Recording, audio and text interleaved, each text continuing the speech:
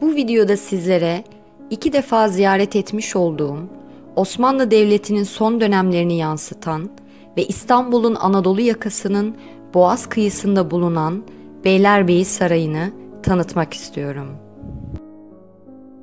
Güzelliği dillere destan olan İstanbul, birbirinden ihtişamlı ve tarihi saraylara ev sahipliği yapıyor.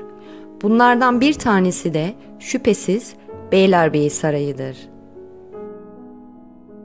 Beylerbeyi semtinde ve Üsküdar ilçesi sınırlarında bulunan bu tarihi saray, 1863 ile 65 yılları arasında inşa edilmiş, Boğaziçi'nin engin mavisine nazır bir saray. Set bahçeleriyle göz dolduran, köşkleriyle kendisine hayran bırakan, 19. yüzyıl eseri olan Beylerbeyi Sarayı ve yapıları, tarihin ve tarihi karakterlerin konuk olduğu eşsiz bir mekan. Boğazın kıyısında, yeşilin ortasında, doğu ile batının yan yana geldiği incelikli bir mimari. Beylerbeyi Sarayı'na bu tünelden giriş yaparak birlikte tarihin kapılarını aralayalım. Beylerbeyi Sarayı ve çevresi Bizans döneminden itibaren farklı yapılara ev sahipliği yapmış bir bölgedir. Bizans döneminden 19. yüzyılın başlarına kadar İstavroz bahçesi olarak anılmıştır. İkinci Konstantinos'un diktirdiği büyük haçtan ötürü İstavroz, yani Stavroz adının verildiği söylenmektedir. Sonraları ise Rumeli Beylerbeyi Mehmet Paşa'nın buradaki yalısından dolayı Beylerbeyi adını almıştır. 3. Mustafa döneminde buradaki yapılar yıktırılıp arazisi halka satılmıştır. 2. Mahmut daha sonra bu satılan arsaları tekrar geri alıp 1829 yılında burada bir ahşap saray yaptırmıştır. Bu sarayın 1851 yılında çıkan bir yangın sonucunda bir kısmı yanmıştır. Sultan Abdülmecit'in de içinde olduğu bir sırada yanan saray uğursuz olduğu düşünülerek bir süre kullanılmamıştır. Daha sağlam bir yapı kurulması ihtiyacını hisseden Sultan Abdülaziz, yapıyı tamamen yıktırarak yeniden inşa ettirmiş. Beylerbeyi Sarayı bu kez ek binalarıyla beraber 3000 metrekarelik bir alanı kaplayan bugünkü görünümüne kavuşmuş. Sarayın mimari ise Çırağan Sarayı, Galatasaray Lisesi gibi yapıların baş mimarı olan Serkiz Balyan'dır. Sultan II. Abdülhamit tahttan indirildikten hemen sonra Selanik Alaaddin Köşkü'nde zorunlu ikamete tabi tutulmuş, ancak yaklaşık 3 yıl sonra Balkan Savaşı'nın patlak vermesi nedeniyle İstanbul'a nakledilmişti. II. Abdülhamit için seçilen yeni zorunlu ikametgah ise Beylerbeyi Sarayı'ydı. Beylerbeyi Sarayı, Dolmabahçe ile beraber İstanbul'un süslemeleriyle dikkat çeken saraylarındandır. Hem iç mimarisinde ve detaylarında hem de dış cephesinde zarif işçiliklerin dikkat çektiği saray, neoklasik, barok ve Rönesans sanat üsluplarının izlenebileceği güzelliktedir. Bodrumu ile beraber 3 katlı olan yapıda 24 oda ve 6 salon bulunmaktadır. Zemin döşemelerinin çoğu Mısır'dan özel olarak getirilen hasırlarla yapılan sarayın salon ve odalarını hereke halıları, bakarat kristali avizeler, Avrupa ve Osmanlı üretimi saatler, Uzak Doğu porselenleri gibi eşyalar süslemektedir.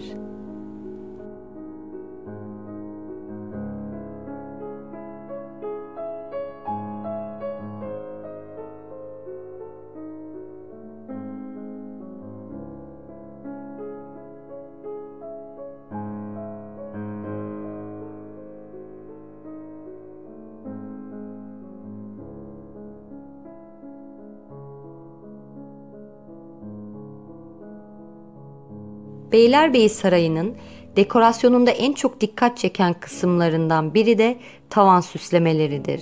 Sultan Abdülaziz sarayın süslemeleriyle bizzat ilgilenmiştir.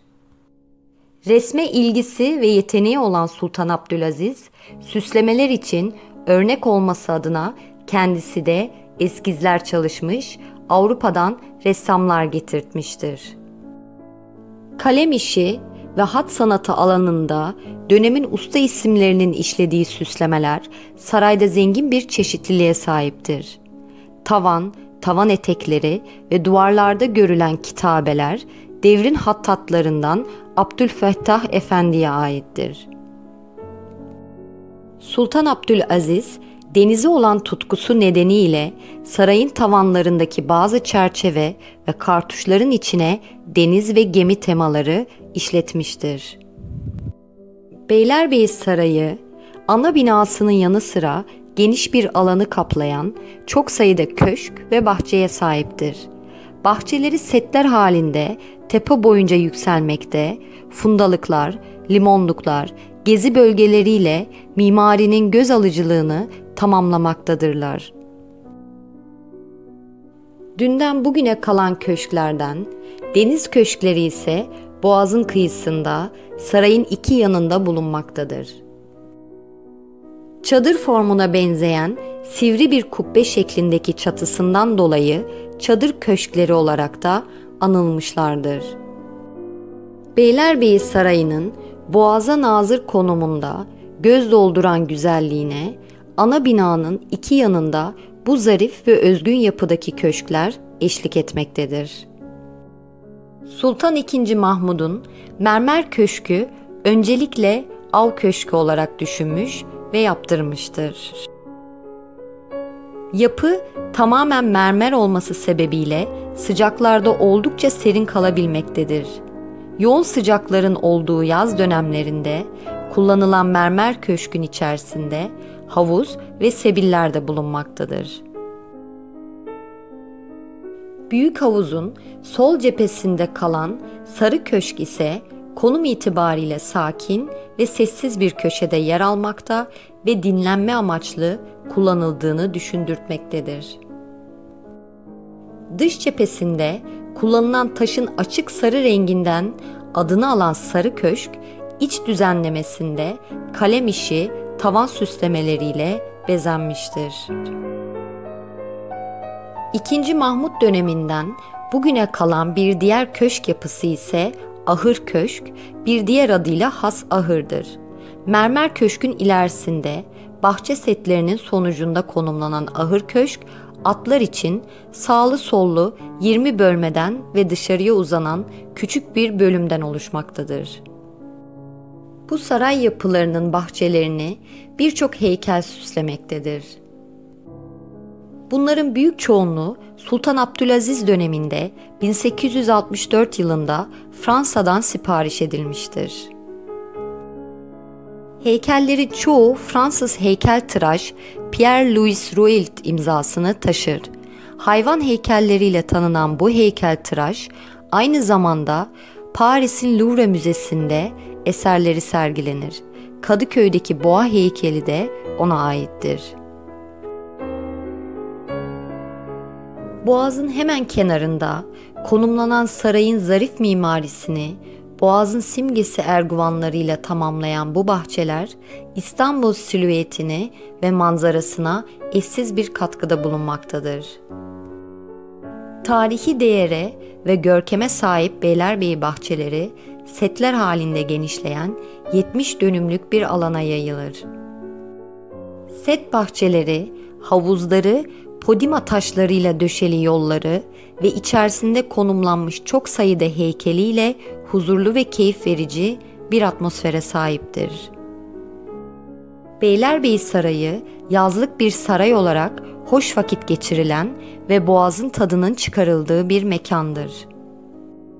Osmanlı hükümdarlarının yabancı konuklarını ağırlamak için bu sarayı mimarisi ve bahçeleriyle boğazın nadide yapısı olan Beylerbeyi'ni seçmeleri tesadüf değildir.